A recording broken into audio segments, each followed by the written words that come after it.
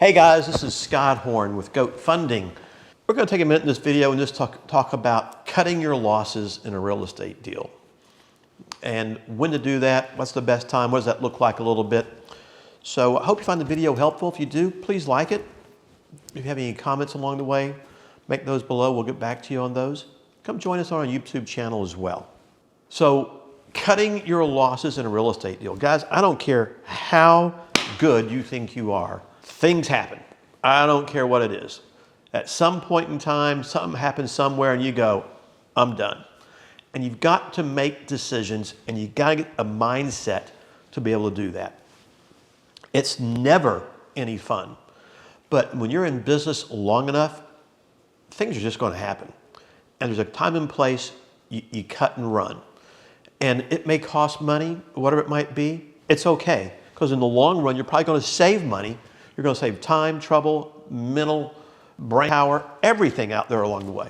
So just think through things sometimes. You know, you're buying a property. Maybe you borrowed a hard money loan from somebody.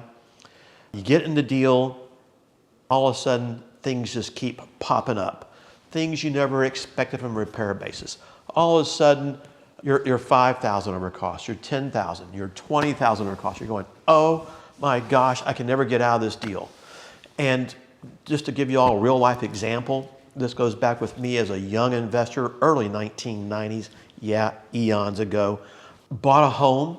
This is kind of a fun little story. It was down in southeast Dallas. This is actually the home where they filmed an old Tom Cruise movie, Born on the 4th of July. Depressing as hell movie. But, so we bought this movie. It's on a cute street. And you walk in this house, we see all the things we know. The bathroom floor has collapsed. You know, the tub fell in from wood rot and whatnot, from just leaks never fixed. And we knew that was there, etc. So we get in this deal, we buy the house, we know what our costs are, and our contractor says, guys, we got a problem.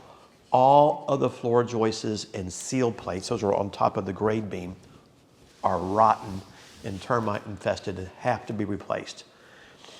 And we're going, how do you do that? Can you even do that?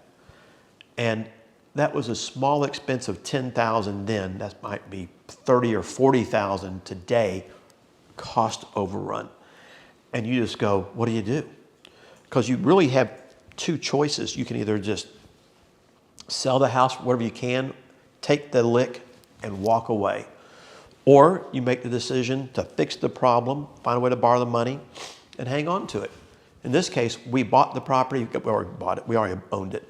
We fixed the problem, we did a seller finance on it, and we held on to that property for well over 10 years just to recoup our dollars over the time frame before we actually sold that mortgage.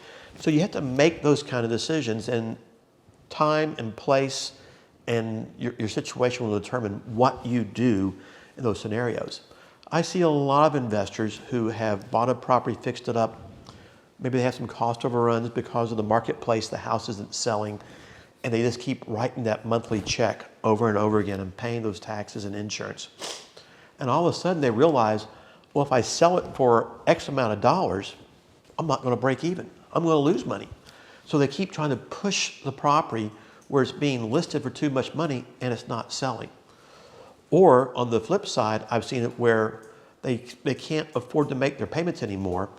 And so where you have a house that might be worth $100,000, they owe $70,000, they're out of money and they don't have the ability to borrow any of their money to carry the costs. And maybe the lender is beginning to instigate foreclosure proceedings. But instead of taking that house and listing it for sale for $90,000 or $80,000, they won't do it. You know, because they say, well, if I sell it for this reduced price, I'm going to lose money. And of course, my response to that is if you don't sell it for the list price, you're going to lose the whole thing. You're going to lose a lot more money as well as your reputation. And I kind of call that the investor paradox, where they get stuck in this middle mindset and they can't get out of it. And you just got to get a 2x4 and whack them upside the head to break them out of that and say, guys, be smart, move on. So there's all types of situations that we run into in investing where we have to make some tough decisions. Some aren't fun to make. I have one or two ongoing right now that we're contending with. I don't like them. I don't want to be there. I don't want to lose money. Take it, move on, because we're going to make a lot more money downstream than trying to deal with these headaches and issues along the way. You know, another thing you get into oftentimes could be a lawsuit arises from somebody. You know, maybe a seller sues you for something, or a buyer sues you, or a contractor, or this or that. Guys, I'm just going to make a comment real quick. Although I'm a lawyer myself, when you get in a lawsuit, nobody wins but the lawyers oftentimes. And you think you are in the right and you have the righteous ability to win this thing, not always the case.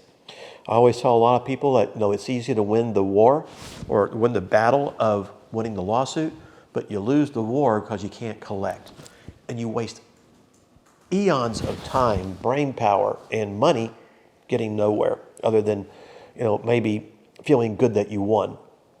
It's hard sometimes to make those kinds of decisions, and you have to look at it from a third-party perspective, outside looking in. Because when you're close to the transaction you're handling, you don't always make the best decisions. One thing that I've learned in my 35 years of doing this business is I'm a lawyer. I can make good decisions. People think, well, you can handle things yourself. And the answer is, yeah, a lot of times I can. But in reality, the question is it the smart thing to do? Because you do not want to necessarily be your own lawyer, because you get too invested in the transaction and you don't make good, clear decisions. And when you work with a third-party attorney in some cases, even though you don't want to spend the money, it helps you see things differently and more clearly than you would otherwise. You've got to extract yourself from the situation because your judgment flatly gets clouded sometimes. That is just real life along the way. Other times, guys, you can run into a situation of having a bad partner. Does that happen? Absolutely, it happens. All the time. We have clients right now we're working with who are in the same scenario. If you have a partner, guys, put things in writing. Friends are friends, business is business. Outline things. Don't go into it haphazardly going, oh, this is going to be so much fun, yada, yada, yada. And when things blow up and everybody, you know, split cities and is gone, now you're left dealing with all the issues and the headaches along the way. It is so hard in a partnership to find things that work, because you get people who are hard-headed and stubborn fighting each other, and then you have the opposite also. And it is difficult to find that good marriage from a partnership perspective like anything else. Put things in writing. Define your roles. Know who does what. Recognize it. Respect it. You'll find when you do this kind of things, you know when to walk away from the bad situation in real estate, whether it's a bad deal, it's a bad relationship, it's a bad partnership, you got stuck in a situation, you got sued by somebody, unfortunately. And having a good sounding board, someone you can go to, someone you can just take a minute and ask questions to and get a completely independent assessment of it, helps you think. And then, of course, when you get that, I hope you're mature enough to realize what's going on, and so you can then make the best decision for yourself. So there's a time and place to walk away, guys, on everything. There's also a time and place to fight. It's hard to recognize those two, but when you get to that point, you'll know exactly what to do. So guys, hope you found the video helpful. If you did, take a minute and like it, please. Comment below if you'd like. Come over and join us on our YouTube channel. We'll see you guys next time.